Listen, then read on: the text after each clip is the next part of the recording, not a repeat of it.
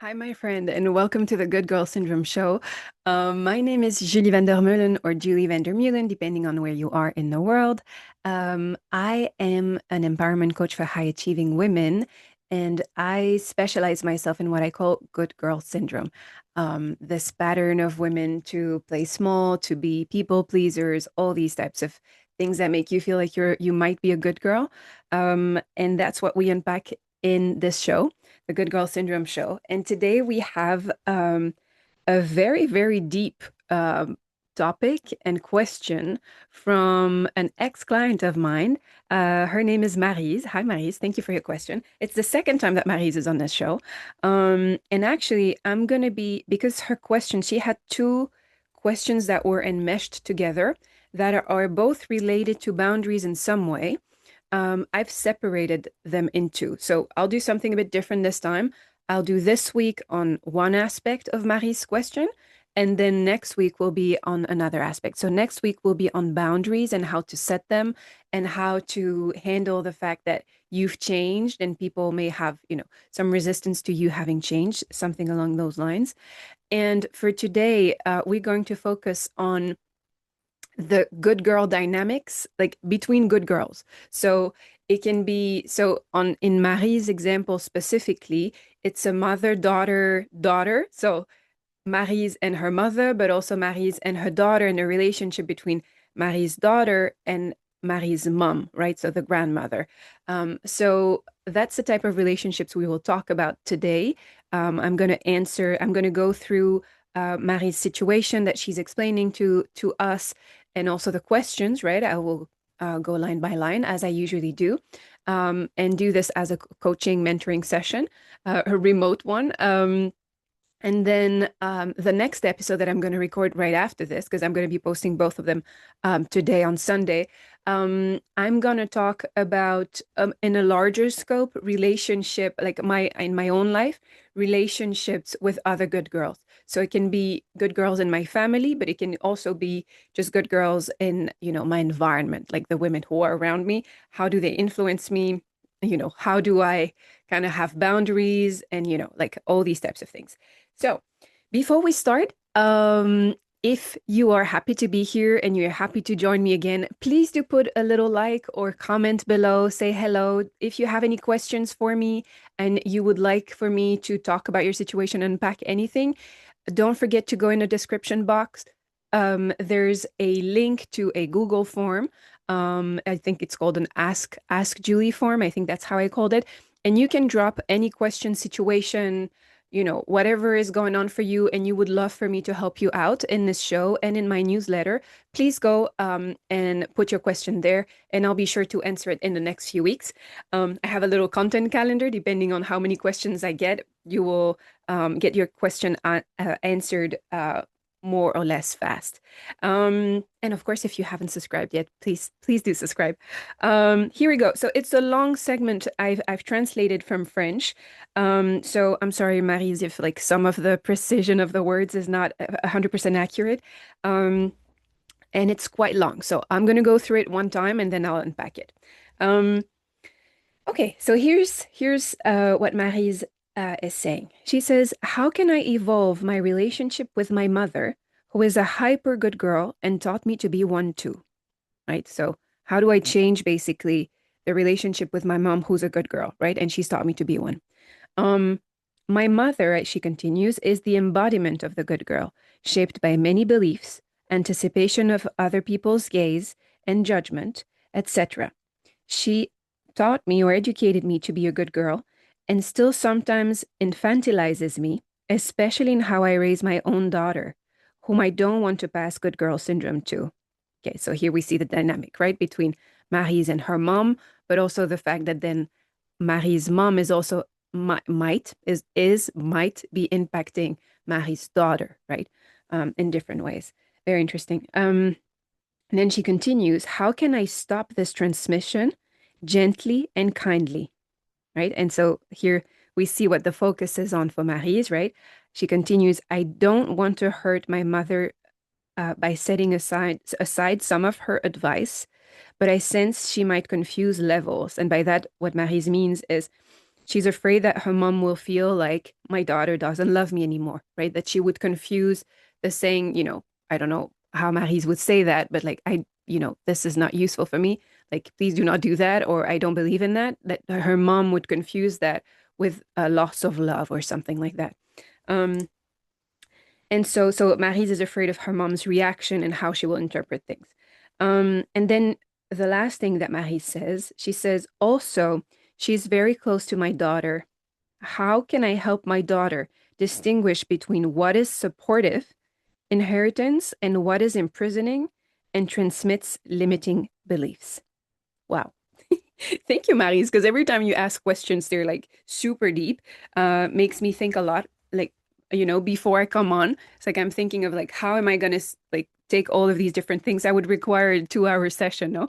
But I'm gonna do my best. I have a few keys and hypotheses, right? And you'll see Maris or anyone else, who else has situations like that, who is a good girl or recovering good girl or a former good girl and has other good girls around her, right? Who had an influence on her or, still, somewhere there in the background. I can most definitely relate to many of the things you're saying here. So let's start with the beginning. How can I evolve my relationship with my mother, who is a hyper good girl and taught me to be one too? So how can I evolve the relationship with my mother? So how you evolve I'll just take this chunk, right? Chunk after chunk.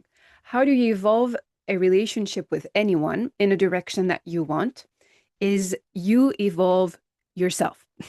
So, which is because I know you a little bit, I know you have been doing that.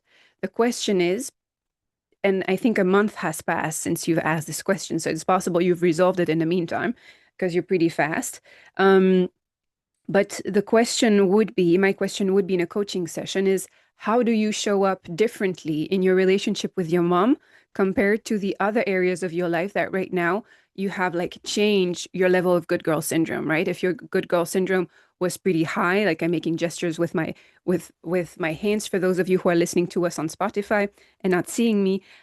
So if you had a high level of good girl syndrome to begin with, right?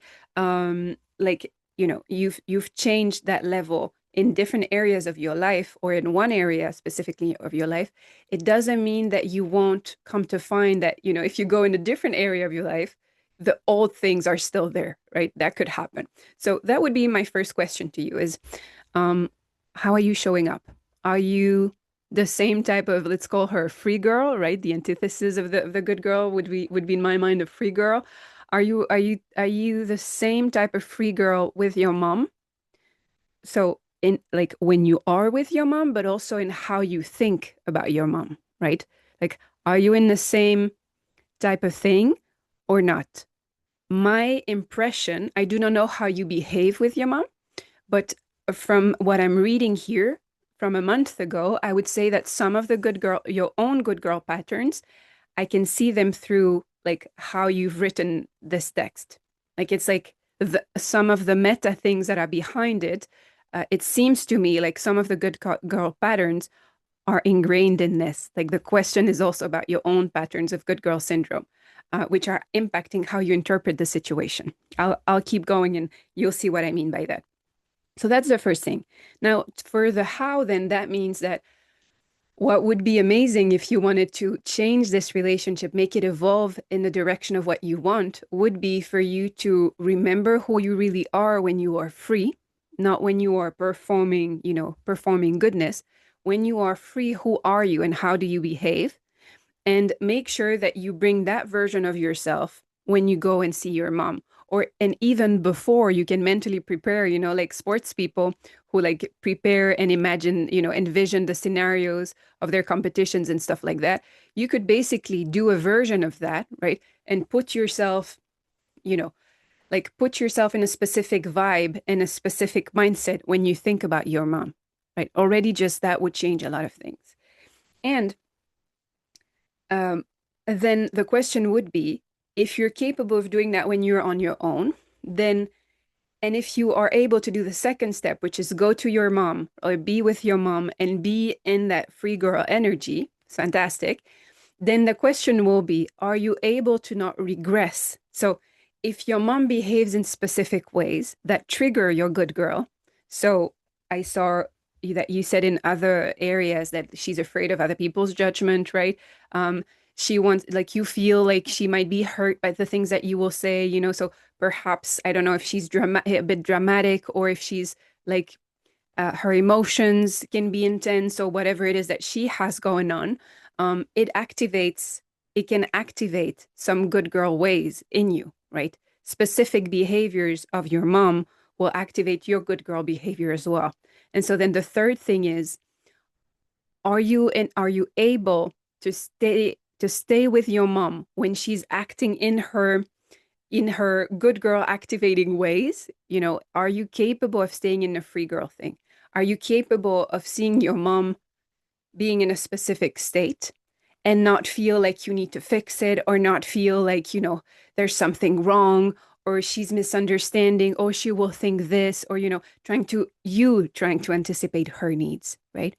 And so that would be my third question. And if you want the dynamic to change between your mom and you, and for these good girl ways to go away, then that would mean that you would need to go through these three different steps, right? And like, it's practice. I'm not saying that you will go once and it will be done, but it's practice of like going back to your free girl, right? Going back to like, what does she look like? How does she behave? What are her thoughts? And try to make the parallels. Like, I know that, for example, you're an absolute badass in your career. So, like, who do you bring? Like, what version of yourself do you bring to the table when you're in your job, right?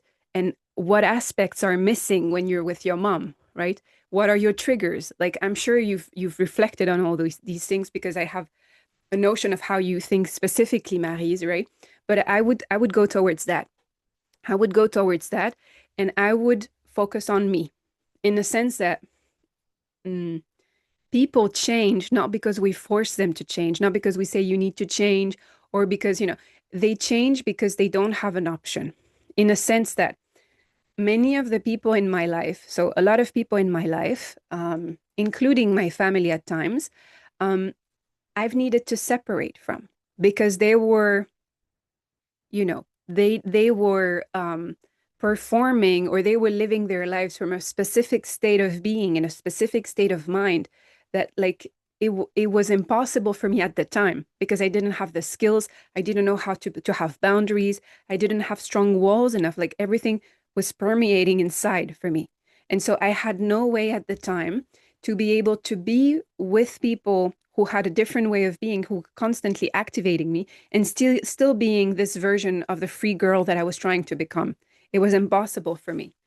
And then afterwards, what I realized is like some people, I think they were better in their own way and I was better where I was, right? For both of us. But with my family, for example, that is not in my values. Family is important and I want to have a relationship with my family. So to me, then the question was, how do I do that? How do I have beautiful relationship with my family when a lot of their values and a lot of their ways of thinking and behaving are very different from mine, right? And I do not want to regress and to go to these types of things. And then I realized, well, how my relationship changes and also then therefore how people change is when I stay strong, when I stay grounded in who I really am right now.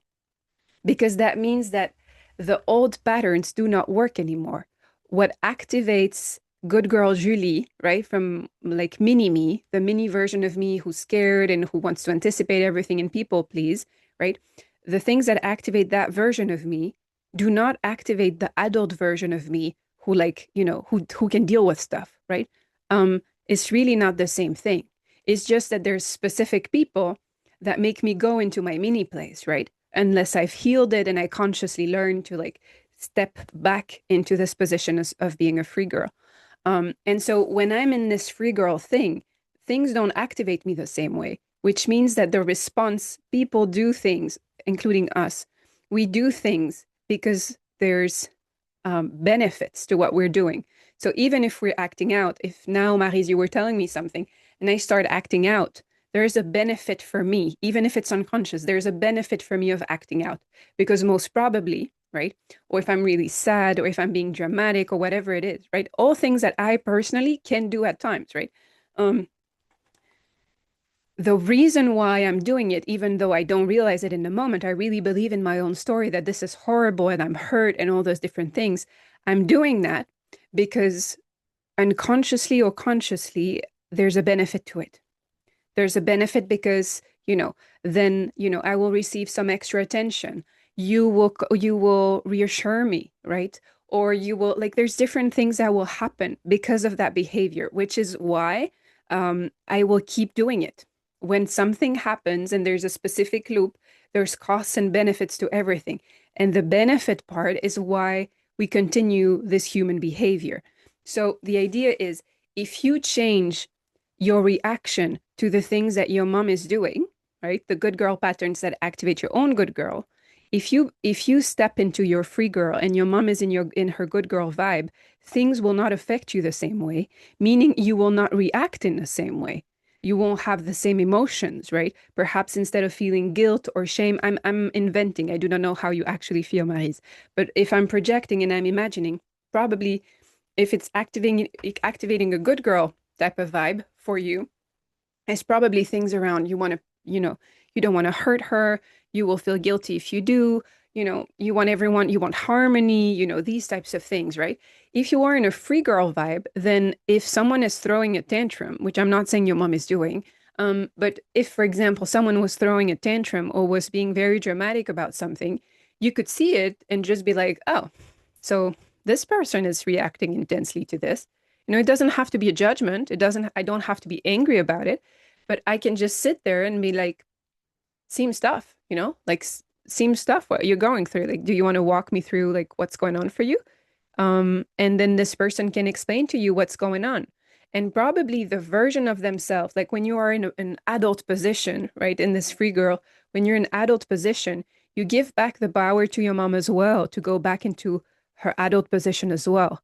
Because when we're overreacting and we are in all of these things, we are usually not in an adult position ourselves. So your mom in that moment goes back to a tiny place, which makes you go to a tiny place. And it's like the two tiny versions of you are trying to deal with this thing, right? In an old way. So if you want it to change, you will need to change yourself and stay grounded in this new version of yourself. You will have to perceive yourself as an adult in a situation, if I talk to you rationally, and you will have to learn or train or relearn to perceive your mom as an adult as well, who has her own emotions and who has her own choices, right? So, yes, there are triggers. Yes, she has sensitivities, but so do you, right? So does everyone else. And so your mom is responsible for her own emotions. So that will be I took a little bit of time with this one because I think it's really the principle that will keep coming back throughout the different things that you told me.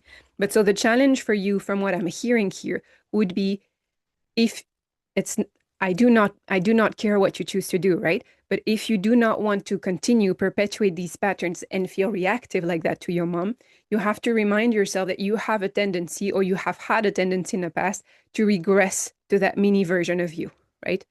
And you have to make a conscious decision that that's not what you're going to do from now on. Don't beat yourself up if sometimes it still occurs. It still occurs to me too, right? But like the overall vibe is I'm an adult and so I will behave as such, right?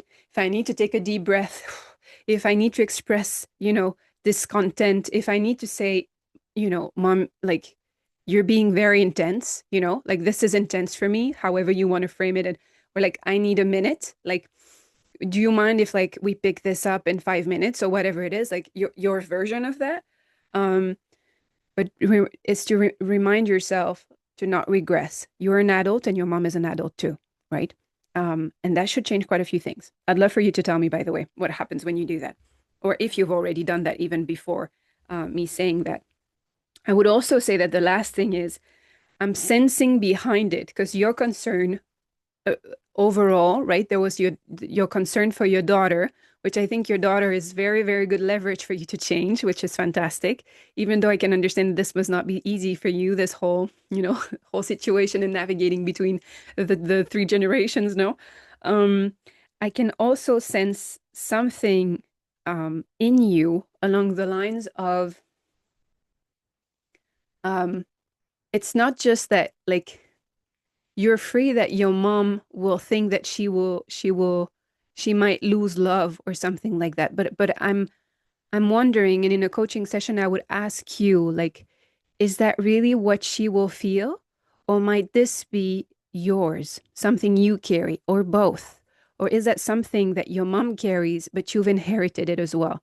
That you are afraid that if say no to something, or you say, Mom, like, this piece of advice, like, no, or like whatever, that like you will hurt her feelings. So far, so good. But that hurting someone's feelings means that like you're breaking something. And we don't want to break things, and we don't want to. So a sensation of like a sort of reluctance to change and to say things that might break, the connection or the relationship. I wonder if there isn't something like that. So I can't see you now, so I don't know. I would see from your body language how you would feel about that and what would come to you. Most probably that would be a moment of breakthrough for you, of like you would go either way. Like I could be completely wrong in what I'm saying, but I would really invite you to ponder that. How much of this perception is actually your own projection, right? Of like how you actually feel and fear. Actually, it came out the right way. I didn't intend to say fear, but it's actually that too. Um, yeah, how much is yours, and or how much is, how you beautifully called it afterwards, part of your inheritance, right? Some of the inheritance that perhaps you do not wish to perpetuate, not just to your daughter, but to yourself as well, right? Because things can break and be repaired, and relationships are not fragile, you know? Like good relationships that stand the test of time, they don't last because we don't break them. They last because we keep breaking them and repairing them and breaking them and repairing them over and over and over and over, right? That's how you know you have a very, very strong relationship. It's because you know that you could break it any time. And I'm not saying break up. I'm saying have like micro breaks or sometimes big breaks, right? There's fights and so on and so forth. But overall, it doesn't change how much you love this person and that this person is important to you and vice versa, right? So something around that, perhaps to consider if you want, around your perception of relationships. And I will add a little thing on that. I also wonder, in the coaching session, I would tell you, write it down and see if it's true afterwards on your own. Where else do you carry that fear? If I'm correct, right, in this assumption, and there is a fear of breaking things and changing and all of that, right? Um, in what other relationships are you carrying that? Perhaps even with your daughter, right? Are you afraid of breaking different things, right? And like what will happen? Is it that you don't, or you're not sure that, repair is possible, or that repair is as good as, having something that is perfect and complete? Like, what is it for you, and where does it show up elsewhere in your other relationships? Little question for you. So the second part was, my mother is the embodiment of the good girl, shaped by many beliefs, anticipation of others' gaze and judgment, etc. Um, yeah. And then she educated me to be a good girl and still sometimes infantilizes me, especially in how I raise my own daughter, whom I don't want to pass good girl syndrome to. So there's many things here, at least like three or four things that I can see here. So from what I understand here, your mom has some good girl she has a good girl framework, let's say, which of course has a whole belief system attached to it, which one of them is, as good girls, we are very afraid of other people's judgment because we want to be validated, we want to be praised, right? We don't want to hurt, we don't want, so we're extremely polite and kind and friendly and like all the things, right? And so here I can see that your mom is in that, and you mentioned that she still sometimes infantilizes you. Um, and so I would imagine that by that, if I go with the reasoning of how you wrote things, that you're talking about the fact that she still tells you what to do, or like recommends you a specific course of action so that other people won't talk about things, or, so that you will be the polite, kind little girl that she raised you to be. I would imagine that's the type of thing that you mean. And then there's again, your leverage is really your daughter, which is beautiful. I love that you're actively thinking about all these things so that you don't perpetuate things for your daughter. It's like I would love to have kids one day, and if I do have daughters, this is one of the things that I'm sure I will be facing as well. Um, so there's a question of like you don't want to pass this to your daughter, right? You don't want to be doing the same thing, and you don't want your mom to be passing on things to your daughter, which I completely understand. So the first thing that I'm wondering is, mm, I would imagine your mom knows to some extent that you don't share all of her beliefs, right? But how much does she actually know? Like, would be a question again in a coaching session. Have you explicitly told her uh no? Like no, or mom, thank you, but this type of advice is, I don't want it, or I don't want it around my daughter. I do not know your mom or your daughter's name, otherwise I would have mentioned them. But is it something you've said? Is it something you've said and she's not listened to? Is it something you don't want her have to repeat? Is it something you're avoiding? I'm wondering what the thing is. And I'm also wondering, does your mom know that? Because I think that changes everything when we think about boundaries. Because many times, again, I don't know what you've done here, Maryse, right? But I will go with assumption number one, which is assumption number one is you haven't or haven't said it clearly enough or intensely enough so that she understands just how much this is bothering you and how much of a priority and a concern this is for you. Like, does she realize that? I would imagine that most probably there's part of it you've expressed, but part of it you haven't, because you didn't want to make a fuss, so you didn't want to create a whole situation, or like, it's a recurring thing and you don't want to like keep having to talk about it. I don't know what it is, but if that is the case, one possibility would be to actually, when the moment is right, right, have an actual conversation about that with your mom. And like why this is important to you and why you don't want to, like sit down with her and explain this to her. I'm saying that because I find that oftentimes when we are in this whole boundary work and we are learning as good girls or other, whatever the label you want to use, but when we start learning to put boundaries, sometimes because it's new to us, there's steps that we skip. I certainly did that. And I find that sometimes one of the steps that I skipped, and one of the things that made me feel very resentful um, before, and even sometimes now, if I'm trapped in my own mind and I don't realize it, is oftentimes because I still have good girl patterns in me, I will not express how I really feel about things, right? Because I think it doesn't matter in the moment, right? And then at some point it stacks up. And me, I have this whole thing in my mind where I'm like, I have said, like, I have expressed like 10 different times I've hinted at this thing, right? And still this person is doing this behavior and it's really bothering me and it's hurting me and whatever. And then when I actually think about it, or if I'm in a coaching session, or if I have a wise friend, which I have many, many wise friends who point my good girl patterns for me, um, then they'll make me realize that actually I've never expressed it fully. Like, because I didn't have the courage, I didn't want to be in confrontation mode. I didn't want to be, uncomfortable or to make the other person uncomfortable. Like, I was being an avoidant type of person, right? And so that would be the first thing is like, be clear with yourself. Perhaps you can write it down beforehand, right? As you listen to this, to be like, what have I actually said? What haven't I said? Did I actually take the time to have a conversation specifically on that? To just like mark how important this is for me and why it's important for me, and like what I expect, that like to be super clear, like you would be at work, basically. Um, that's my first thing. The second thing is, if your mom knows, so if assumption number two is you have done that and your mom continues to do these types of things, then why do your mom's feelings matter more than your feelings, or than your daughter's freedom, or your freedom for that matter? Why do, if you've told her and if she knows and she continues to do whatever she thinks is right, right?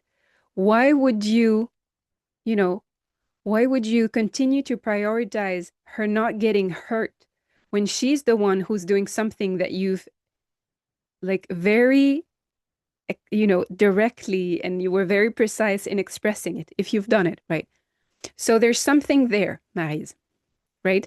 Either there's something non-expressed, right? My assumption is, um, and it could be worth a good talk, right? Because also, if your mom is a good girl, most probably she has a lot of patterns of someone who is kind and who wants what's best for you.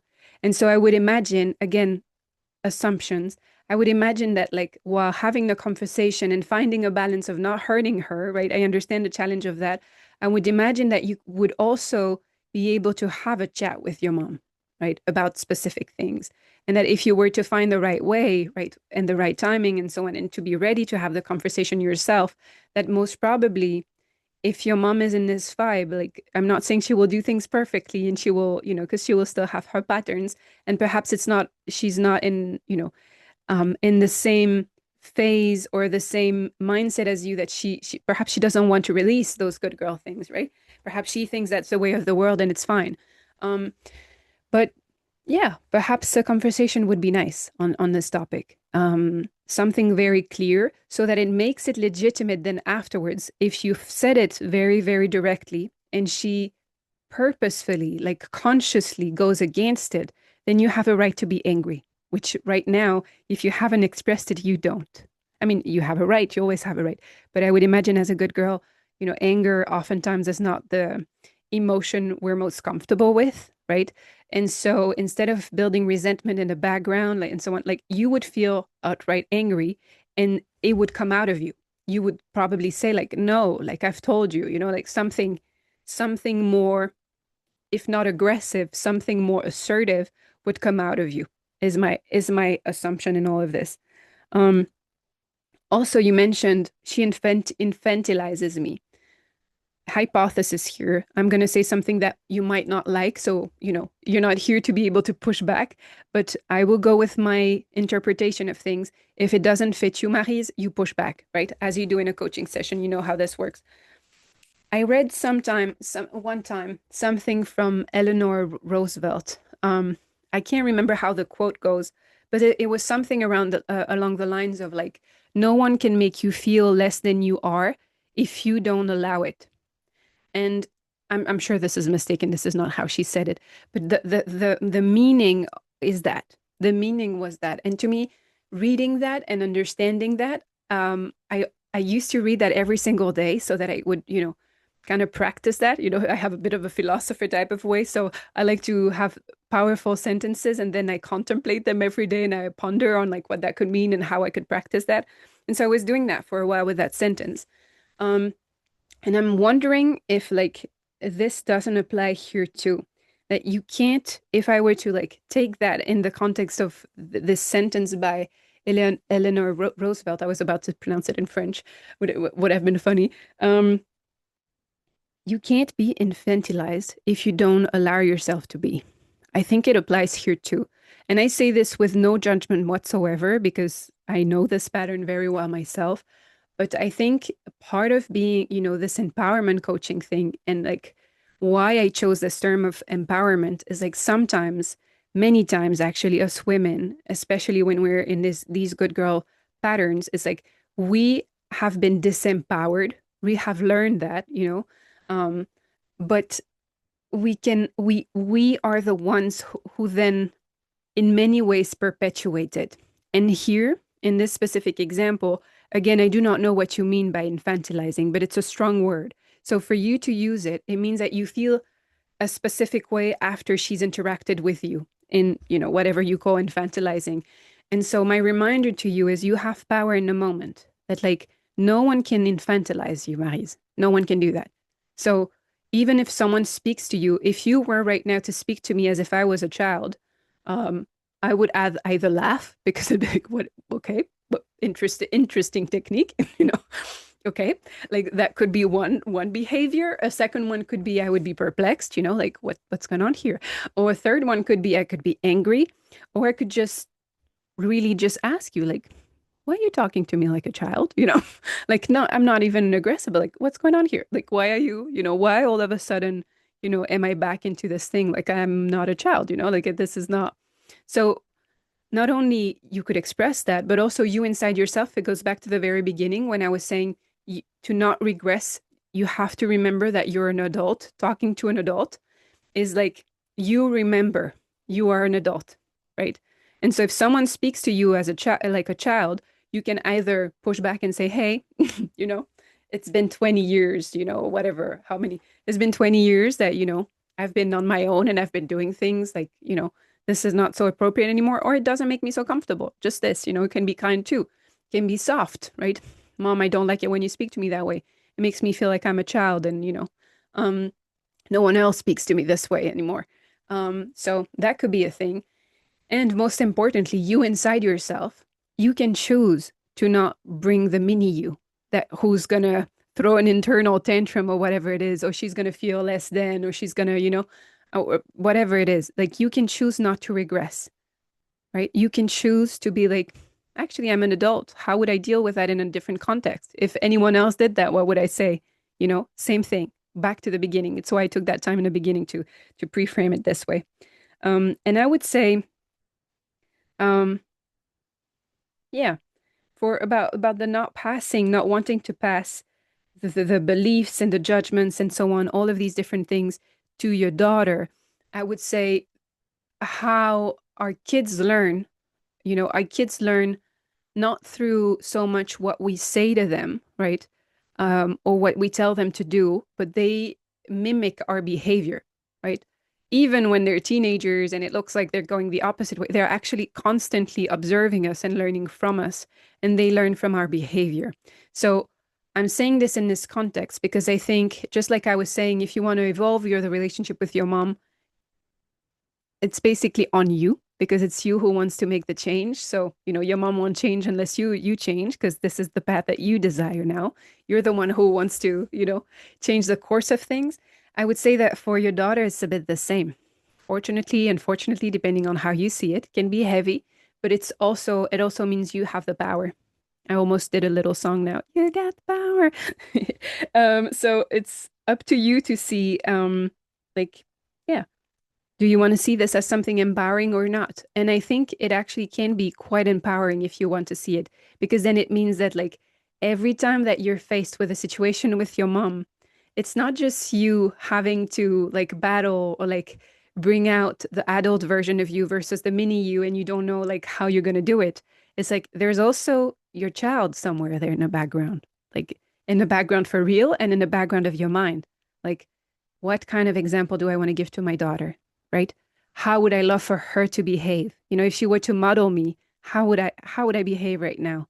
What would I love for her to be doing? Right? So I think your daughter really is your superpower in this, because she's your leverage. She's the reason why you might not want to continue the behavior that you have. And if you are a generous person and an altruistic person and you have a tendency to put other people first, sometimes putting you first is difficult. But if you were to make this so, like, if you were to make the changes with your mom for your daughter, which is, I think, what motivated your whole message here, because your daughter appears over and over and over again, right? It's not just about you, it's because it's also influencing your daughter, and that's what you want to avoid, right? You want to make her skip a level, right? Skip for your daughter to skip a level so she doesn't have to go through all the stuff that you did, which is admirable and honorable. But I think your daughter is also your biggest leverage for freedom, right? Because you can do, you can make those changes for her, and she will give you the courage to do things that perhaps you wouldn't have done for yourself. So here I'm not saying don't do it for yourself. I'm saying in essence, it doesn't really matter if you do it for you or if you do it for your daughter at this stage, right? Like, if your daughter is the reason why you make big changes in your life, so be it. It's a beautiful thing. Sometimes, a lot of times, actually, we would do more for others than we would do for ourselves. And this is a good type of moment and situation to be using someone you love as leverage for your own change and the change of dynamic in your family. So that was why I came to be here. Um, then we have a little more. I think this is going to be a long episode. Maris, you gave me so much to work on. I really love it. So then there was one question here, which was, how can I stop this transmission gently and kindly? I don't want to hurt my mother by setting aside some of her advice, but I sense she might confuse levels. My daughter doesn't love me anymore, right? Um,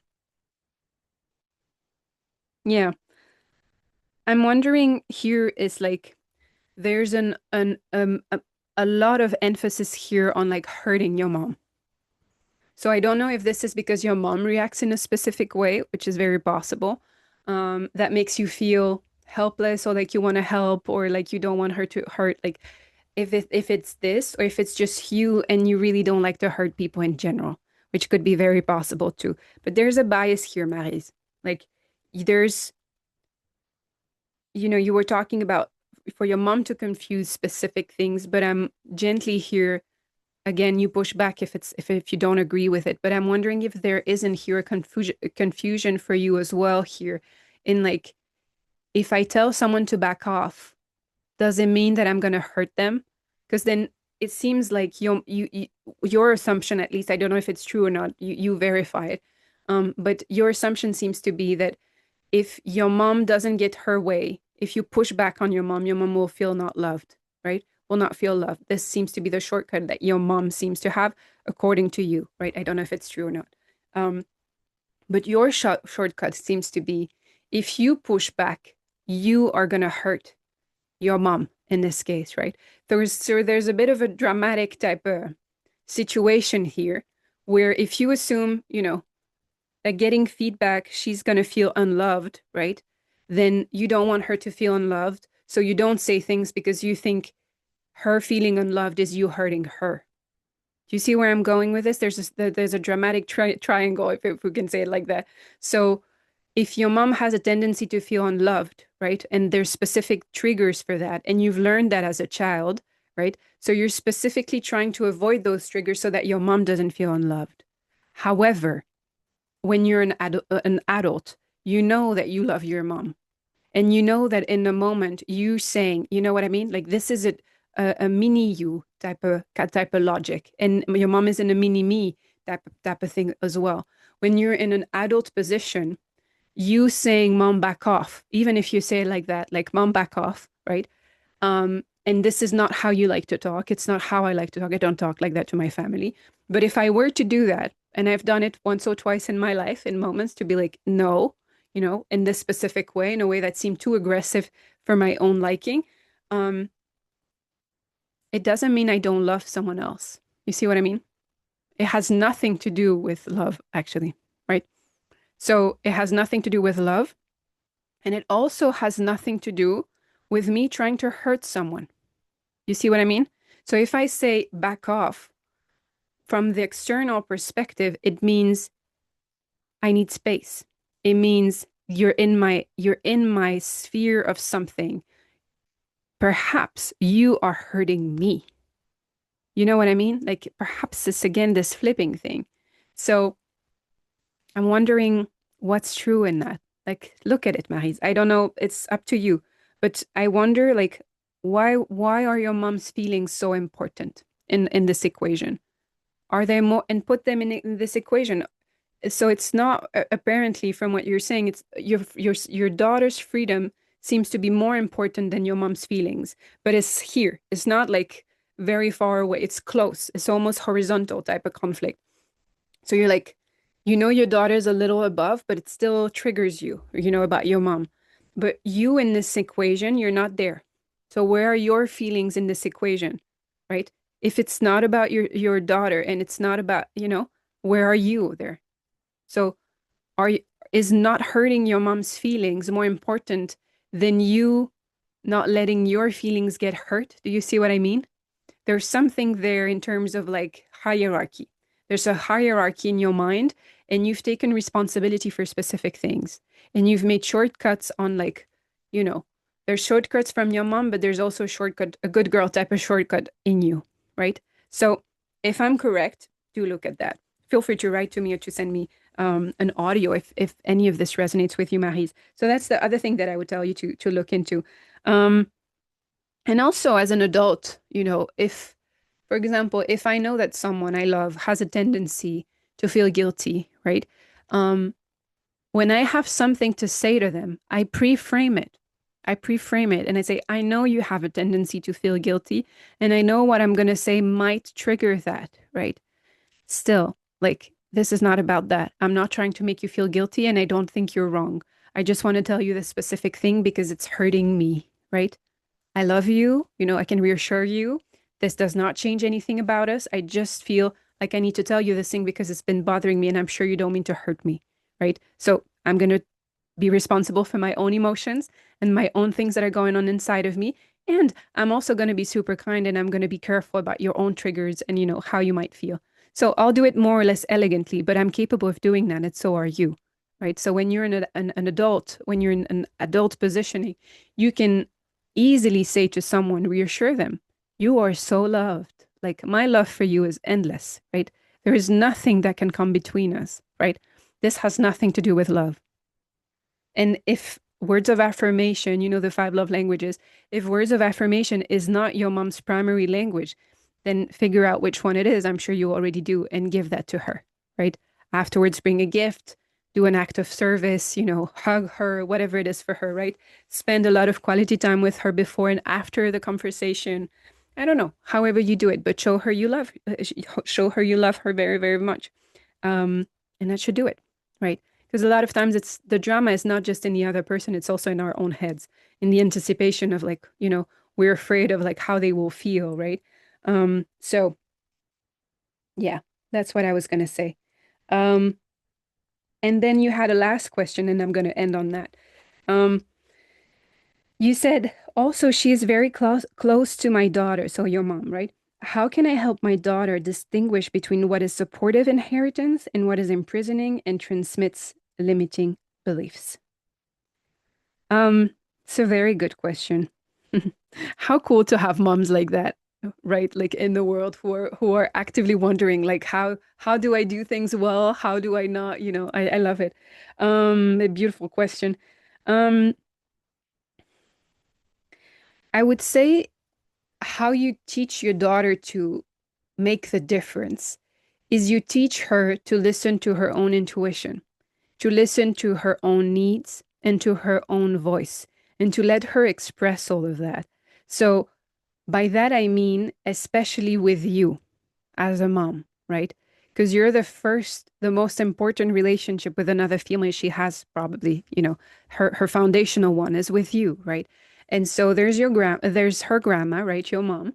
Um, but more important than that is your relationship with her.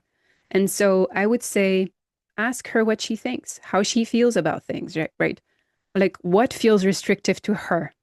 Because perhaps it's also different from you, right? Because she was raised by you, not by your mom. So perhaps there's some things that to your daughter, when her grandma says them, it doesn't bother her, right?